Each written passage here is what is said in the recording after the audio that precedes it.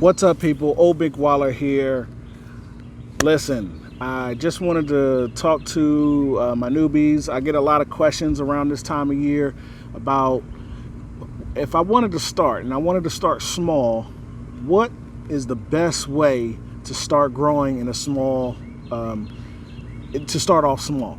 And over the 10 years of experience that I've now had and trying different things, there's two ways that I tell people that I think should start.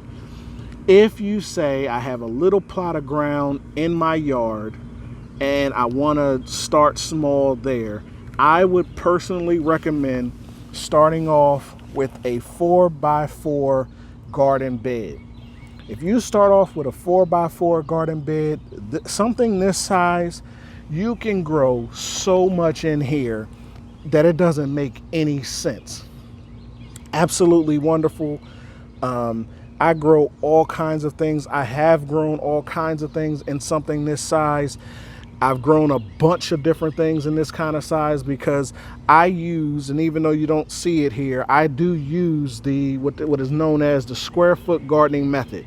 And any newbie, I would recommend that you would go and pick up that book, The Square Foot Gardening Method. I promise you, everybody who you listen to on YouTube, you watch on YouTube, if they're using raised beds, most of them use the square foot gardening method. Now, if you go back to my older videos, it'll be more obvious that I'm using the square foot gardening method, because I used to use the square foot gardening method. Recommends that you put a grid on your raised beds, and in that grid you'll have basically in a 4x4, 4 feet by 4 feet, you would end up with 16 square feet of growing area. And each one of those square feet you can grow plants in, and each plant has its own requirements about how much you can grow in that small space. So let me give you an example. In here I have cabbage. A cabbage, if I had a grid here, would take up one of my square feet. I also have lettuce in here. In here, for every square foot that I have, I can grow 4 lettuce in 1 square feet. So the same amount of space that it takes me to grow lettuce, 1 head of lettuce, I can grow 4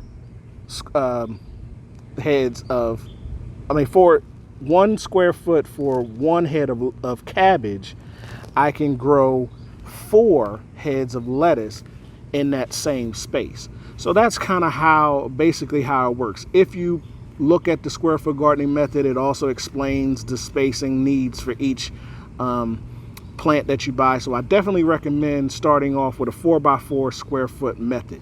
People like me who have been gardening for a long time, we've gotten kind of good at gardening to the point that when we look here at our garden, we can almost visualize the square foot. So we can see how many square feet we already have in here.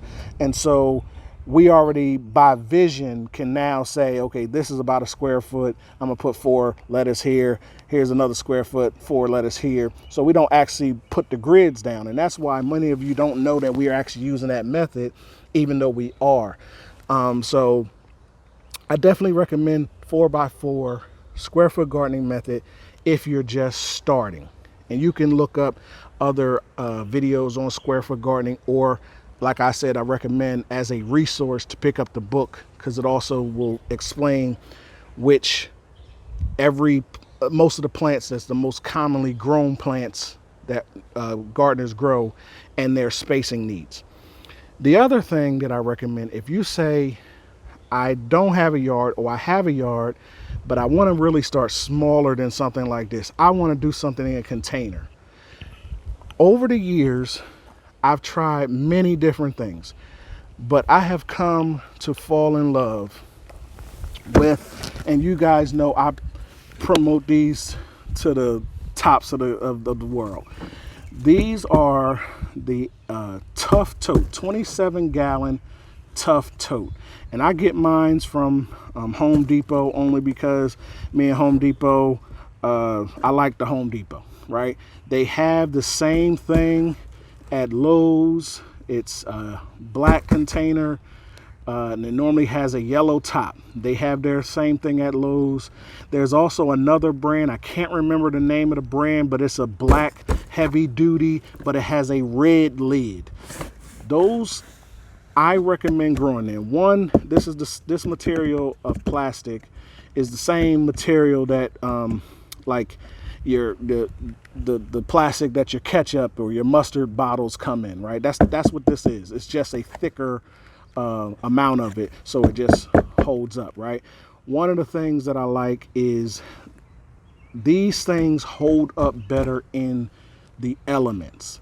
So when I first started gardening in containers and using totes and containers, I would go to Walmart and buy, like, because every spring Walmart puts these out for spring cleaning, and they put them out, so they'll be like $4 or $5 for something. And I used to have those. When those are really kind of thin, when you start putting soil in those, they start bowing out like that, right? Because they're not made to hold that much weight and pressure when you start putting bags of soil and stuff in. These do not do that. They're thick enough, sturdy enough to handle that.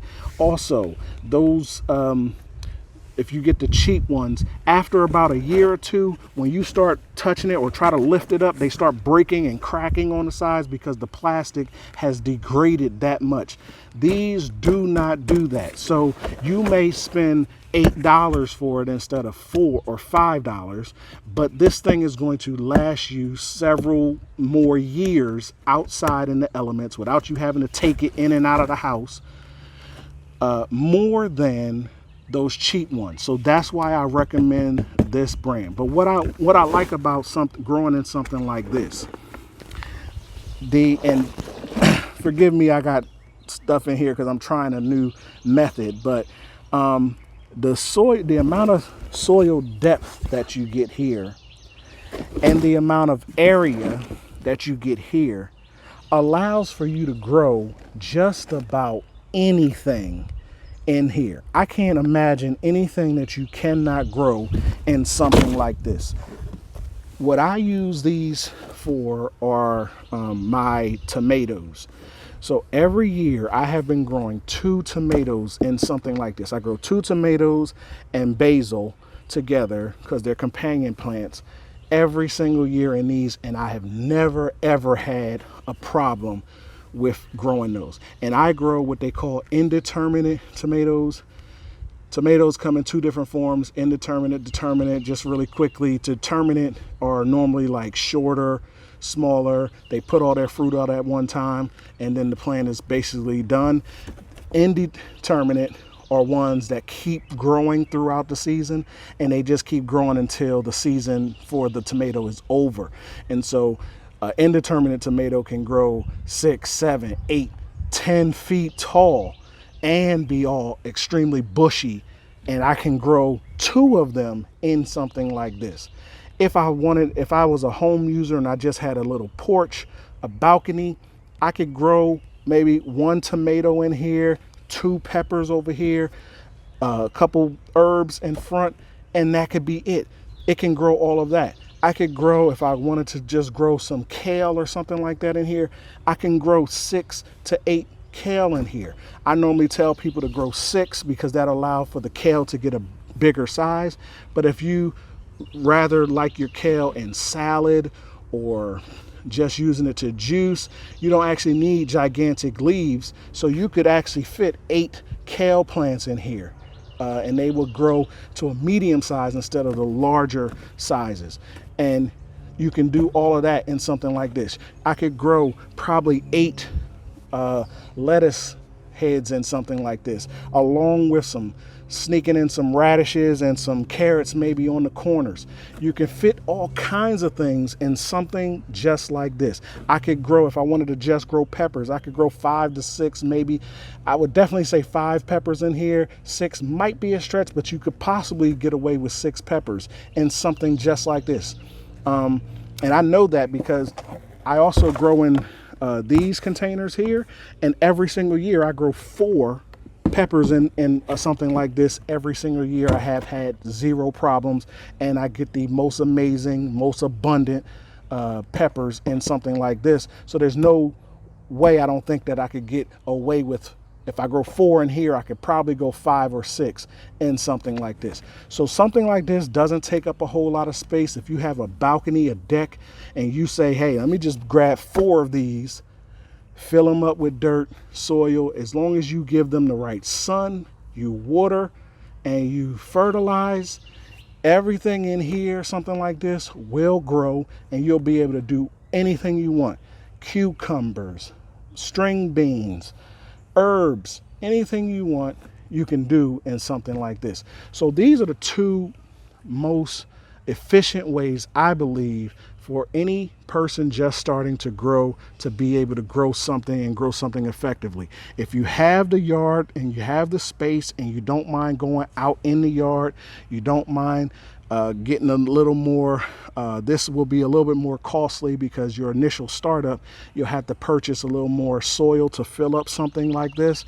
And here you wouldn't need to fill it up as much. I mean, you wouldn't need to purchase as much to get in here, but you're not also growing as much as something like this. But either one of these ways are the best 2 ways to get started for anybody who has never grown anything before or want to grow something. So I recommend, like I said, depending on where you are, if you only have a porch, you only have a balcony, I'm going to say go here. If you have a yard, you have a space in the yard, and you're like, hey, I have a little plot dedicated that I want to go, I'm going to recommend here. Or I'm going to recommend, if they say, hey, I don't really want to go dig up my yard or anything like that, then I'm going to say, grow with something like this. Just grab, 3, 4, 5 of these, and then fill them up, and then have different things in each one. One of the advantages, again, of growing in a container is if you're like, hey, I feel like moving it around, I don't like it in this area of my yard, you could move this. Whereas something like this, you kind of got to know exactly where you want to put it before you lay it down and fill it up and everything, because once you do it, you're almost stuck in that position. So hopefully this is helpful. If you have any questions, drop them down below. Don't forget, comment, share, like, subscribe to the channel, and follow me on Instagram at Old Mick Waller, as well as Facebook at Old Mick Waller. Thank you. Hopefully this video is helpful. Peace.